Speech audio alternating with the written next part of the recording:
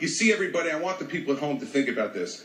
That's what Washington, D.C. does. The drive-by shot at the beginning with incorrect and incomplete information, and then the memorized 25-second speech that is exactly what his advisors gave him.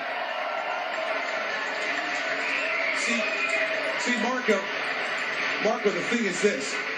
When you're president of the United States, when you're a governor of a state, the memorized 30-second speech where you talk about how great America is at the end of it doesn't solve one problem for one person. They expect you to plow the snow. They expect you to get the schools open. And when the worst natural disaster in your state's history hits you, they expect you to rebuild their state, which is what I've done. None of that stuff happens on the floor of the United States Senate. It's a fine job. I'm glad you ran for it. But it does not prepare you for president of the United States.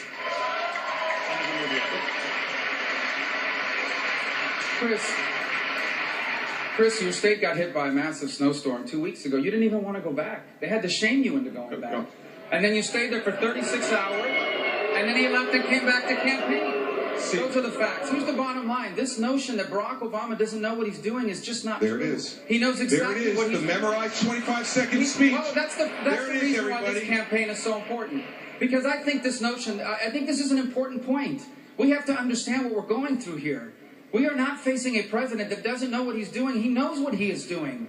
That's why he's done the things he's done.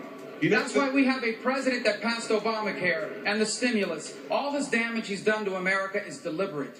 This is a president that's trying to redefine this country. That's why this election is truly a referendum on our identity as a nation, as a people. Our future is at stake. This election is not about the past. It is about what kind of country this is going to be in the 21st century. And if we elect someone like Barack Obama, a Hillary Clinton, a Bernie Sanders, or anyone like that, our children are going to be the first Americans to inherit a diminished country that will not have Governor Christie, Chris, why don't you know what the shame is? Get into this. You know what the shame is, Marco?